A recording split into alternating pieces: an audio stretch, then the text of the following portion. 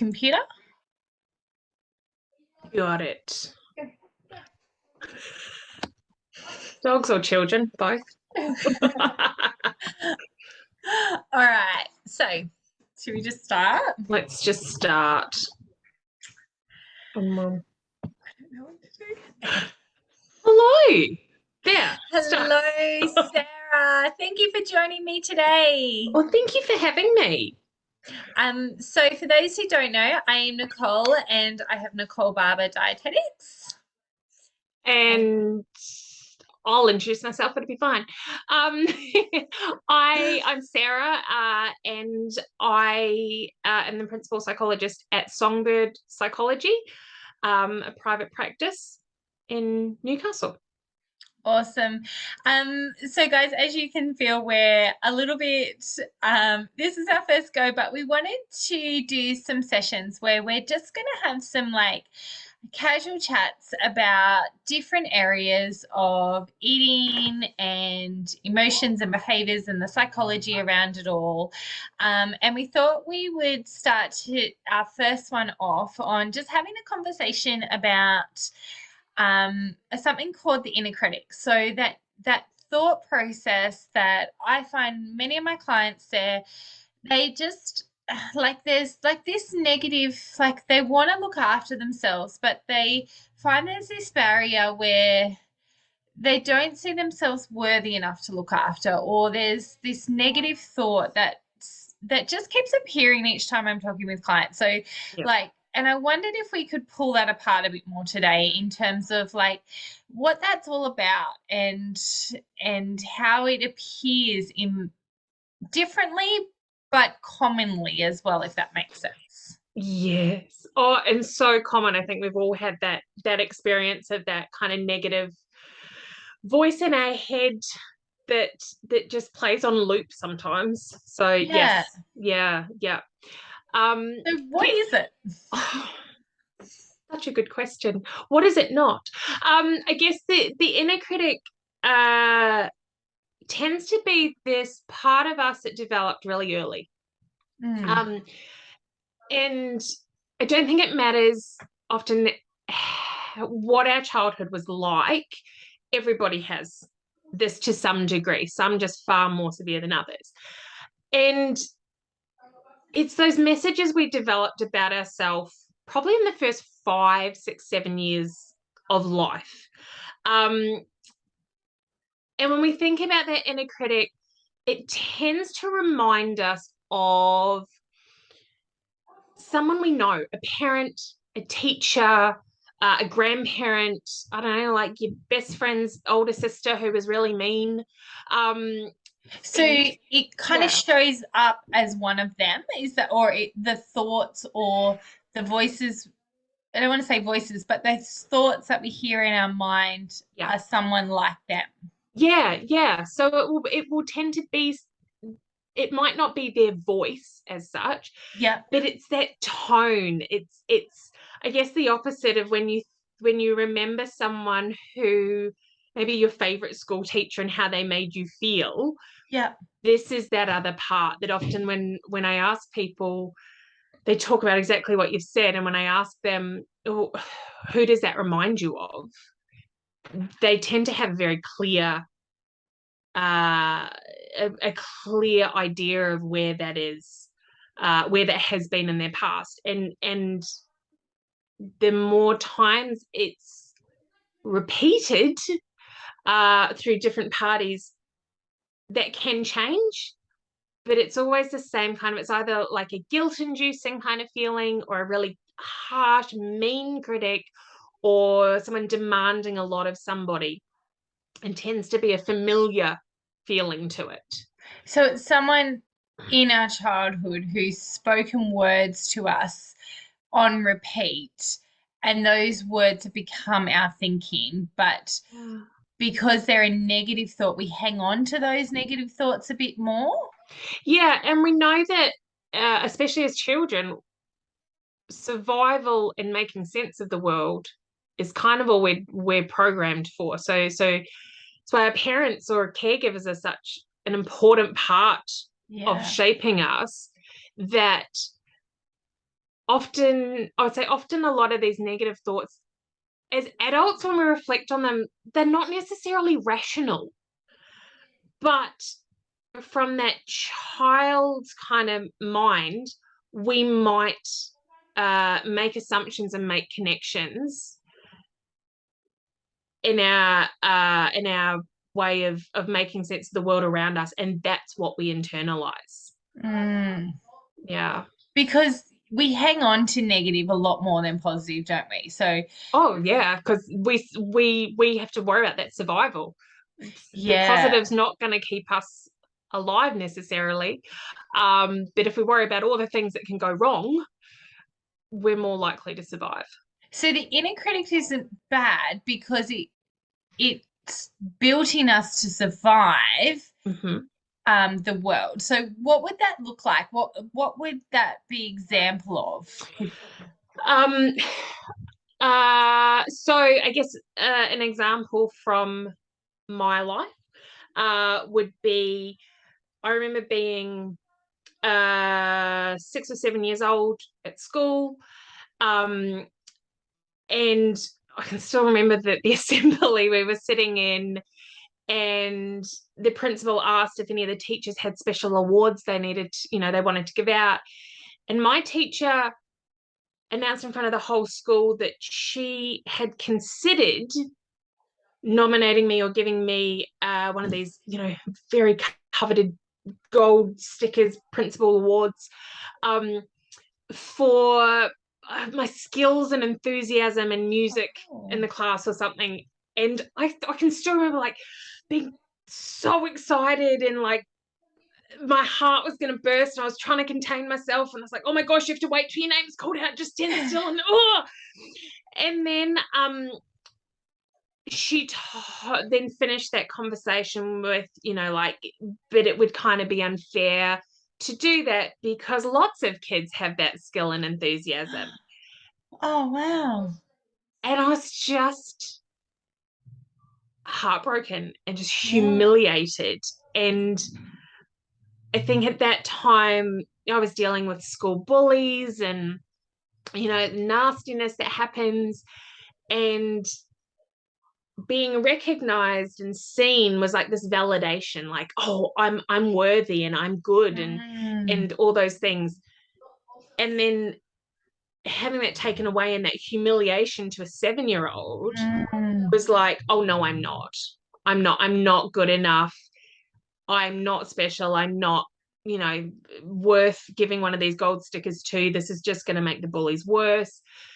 So that feeling of, I can still remember like the heat in your face and the sinking in your stomach and wanting the ground to swallow you up, just fear and confusion and like all those things that you don't want a kid feeling. That sticks with you.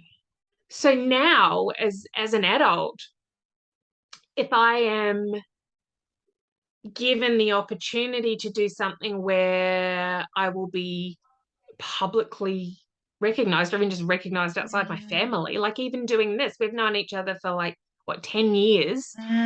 Doing this, there's that little part of me that is like, you're gonna fail. Why would you even bother? Don't even attempt it, because you will humiliate yourself. You're not good enough. Just don't. So it's like that protection so that you don't get back into that spot again. Like the inner critic is formed to protect you because of that experience, and it's associated with the shame or that danger, like but it exaggerates it now in your present because it really didn't like that experience. And that part, I would say that part of me, we know when there is a really stressful event or a really traumatic event in particular, not that this was traumatic, but it would have been. We kind of get stuck there a little bit.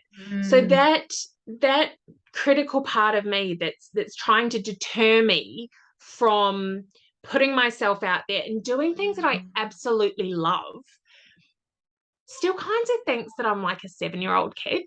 and that I need someone to protect me, and I need someone to remind me of how awful it was when I was humiliated in front of my school in another country.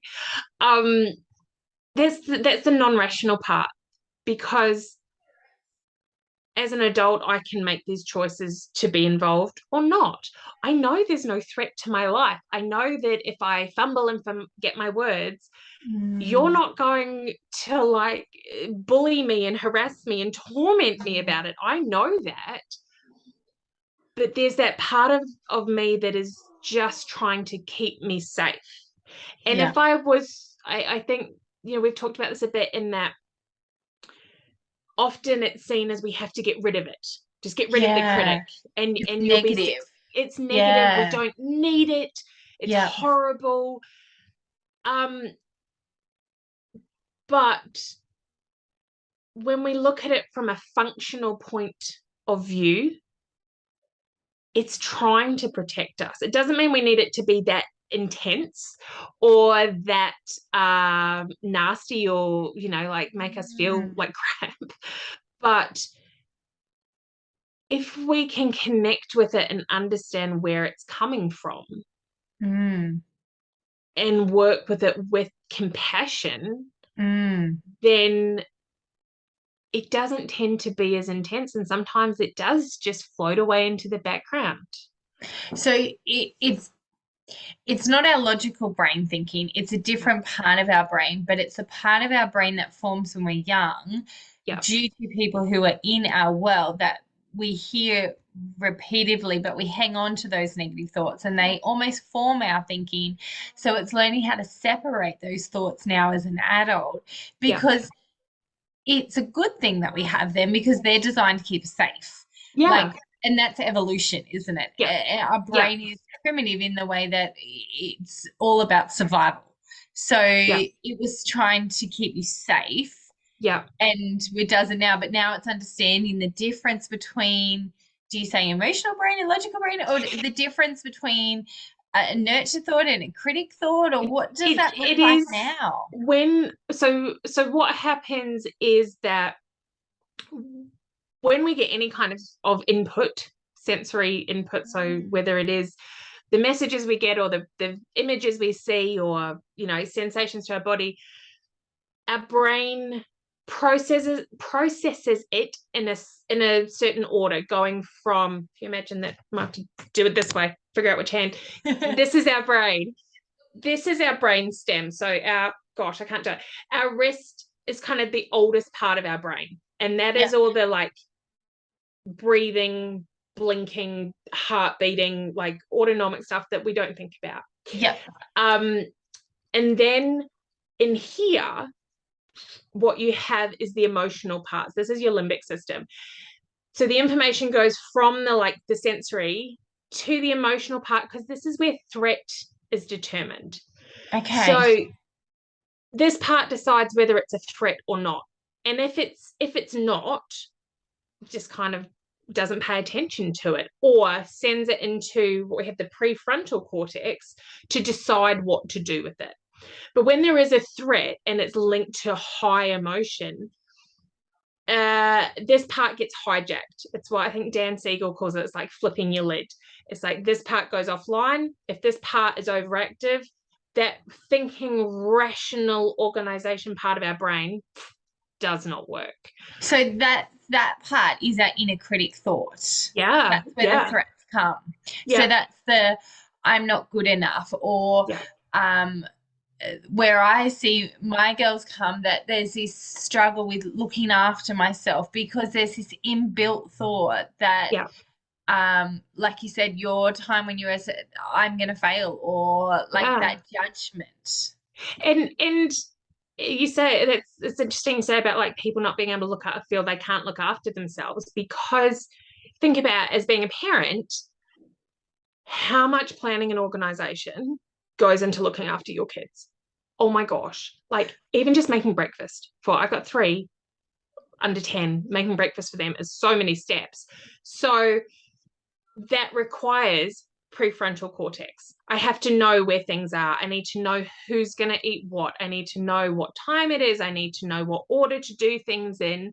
So if emotion has taken over, and whether it is that even thinking about breakfast for somebody is so intensely emotional, they're convinced they're going to fail already, they can't think through those logical steps properly. And so building, the more we try and push away that inner critic, the more intensely they tend to lock in. And because you trying to push them away becomes a threat. So we see that a lot in therapy, in that if therapists try to just get rid of those critics, what can sometimes happen is that that client will experience a lot of resistance or negativity towards client, or they may just stop coming to therapy altogether because that part has felt too threatened. Whereas if we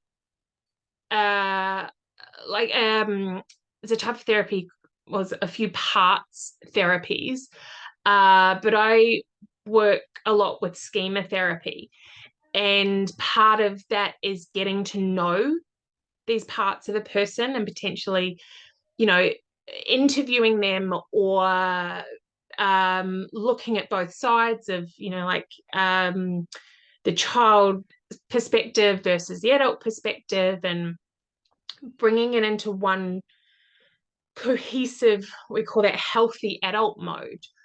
And that has a compassionate view of everything that's going on for us. It has boundaries, it has expectations, but it has the nurturance, and it has the ability to problem solve and be okay when we make mistakes.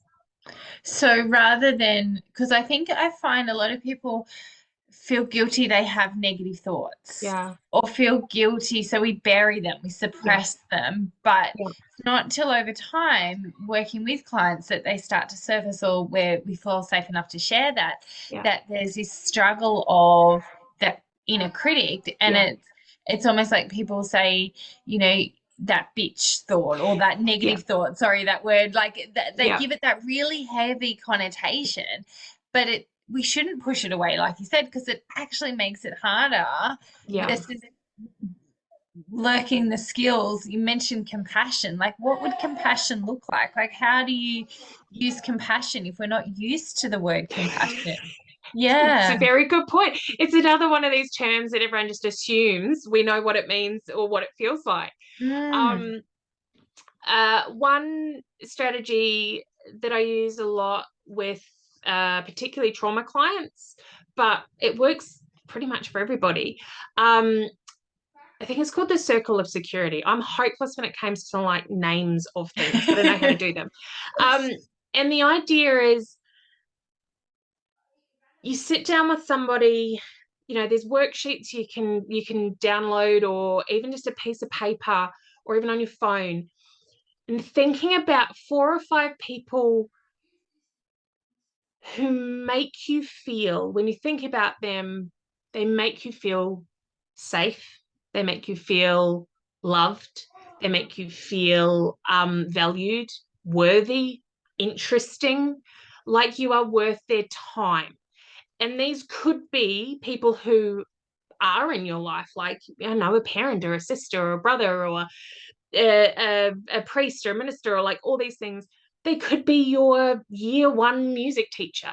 It could be a TV character. It could be a religious or a faith-based figure.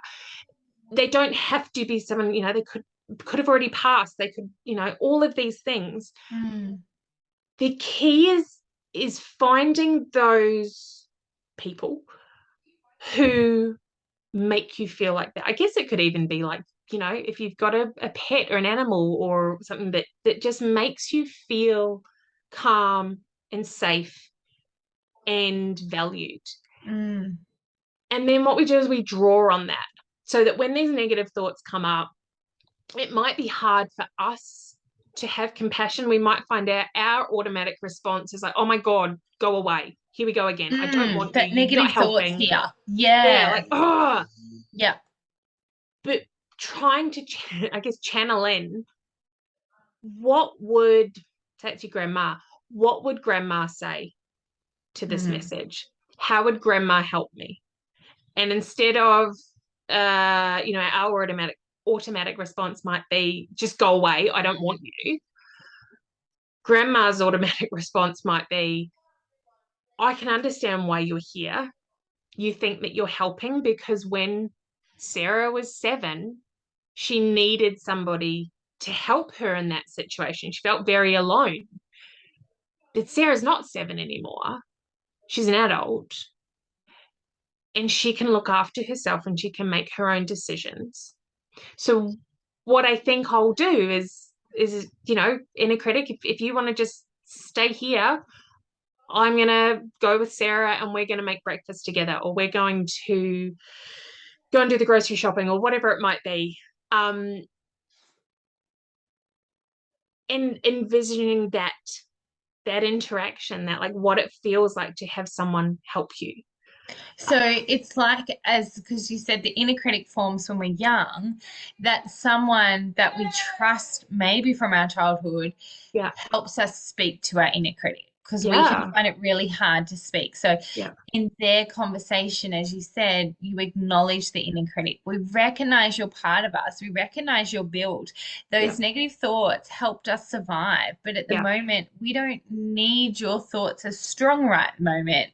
Instead, we're going to choose to use the nurture thought, which is Yeah. like coming along hand and taking us by hand and saying, it's okay. Yeah. Yeah. We can go and do, that thing that happened when I was at school isn't going to, like, that logical brain, like you said, comes back Yeah. over. It's not going to happen now. We are going to be, hey, and if it does happen, I'm going to be there to help you too. Like, we're in a different place now. And I think for a lot of us that work in any kind of health, any kind of support field, that's one, the modeling of our language and our attunement and attachment and being authentically us with clients, Yeah. still within professional guidelines, is so important, because there are a lot of people who don't have the vocabulary. There are a lot of people who've not experienced this. Things like compassion and safety. Like if you ask someone, where is your safe place? It's assuming that that person has felt safe at some point in their life, but there are a lot of people who haven't. Yeah. So being able to take a character, a person, even if it is your therapist that you're working with, or your GP or your dietitian, or your, I don't know, gym coach, whatever, they make you feel that safe, loved, worthy because of the words they use, because of the emotions, because of the gestures, because of the way they are. And if you practice speaking to yourself like that, if you practice caring for yourself like that, it will become more natural. And of course, the great disclaimer we always have to have is that we're talking really generalized terms. This is kind of that education introduction to it. The benefit comes from the tailored, guided process through this. So working with a therapist or a health professional, whatever sort of angle you're coming at, who gets that and can walk you through your own steps of it and identify your activations, your triggers, your compassionate parts, and strengthen that. Yeah, because it's different for us all. So while it's a familiar thing I see, it's different. Yeah. It shows up differently for us Yeah. also. And often we don't actually even know where it came from because it happens so young that it's so normal in the way that we talk to ourselves now, or the way that we think, that we don't actually even realize that it's a negative thought, or the internal dialogue has become so self-destructive, but we don't even realize that. No, I so think that's where working with you can help, like, unfold that, to understand that this isn't actually the way that or not just recognizing those thoughts. Hey, like, we can actually change those thoughts. Yeah. And I think one of the things that I love about this kind of approach is it's a no blame approach. It's a no fault. Mm. So, the the good old stereotype of therapy of laying down on the couch and it all being your mother's fault or your father's fault. Like it's all about childhood. Look, most of the times it is about childhood, but it doesn't mean that it was bad. Again, we know that as one unique individual, it is impossible to meet the needs of another unique individual perfectly.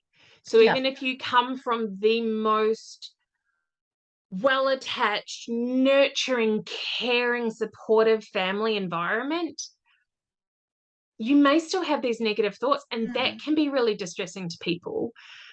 But it's about understanding where those, they call them unmet needs, but it's just where the way you needed to understand something or to learn something was not met in the exact way that you needed it. And so then as a child, you try and make meaning of that, and that like just evolves into these beliefs. So working with someone to unpack what that means for you and to what we call reparent, to nurture yourself again, it's quite, that's where you come in. yeah. But I think it's been awesome in today's chat and I really love having you and this chat today, because we've just been able to identify that thought process, and that there can be different thoughts. So there can be that internal inner critic, but there can also be a nurturer, but it can be really hard to define or find. And I love that strategy of identifying 4 people that you might be able to draw off. Like, what would they do right now? What would they tell Sarah as a 7-year-old? What sort of language and conversation? And the more we do that, the more familiar that conversation, then we can gain confidence in ourselves that I've done this is okay, I can do this step that we're trying to do at the moment. Whether it's clients coming to me wanting to lose weight, but there's this negative thinking around it, or their health or something around that they can then become this progress forward. Yeah, absolutely. I mean, we could kind of go off on so many tangents from there. So it's like, it goes everywhere. Well, that's why we're going to do lots of these chats. So if you guys do love these chats, so today was our first one, but we want to do more of these. So we've been brainstorming different topics that we're going to just have, like Sarah and Nick's chats. But if you guys have ideas or things that you would love us to chat through, please DM us. We'll put all the links. And we can't do personalized, as Sarah was saying, personalized sort of therapy, but we can just do general approach and talk about topics like this, recognizing the inner critic, and that the inner critic isn't a bad thing. It's just learning the strategies around the inner critic thoughts. Yeah, absolutely. I mean, we have these chats all the time, so it's sort of like we'll just invite other people to have come on in. Yeah. That's it. I love that. Well, thank you so much, Sarah, for your time. Thank you. It's been lovely chatting. We will do this again soon. All right. See you. Bye.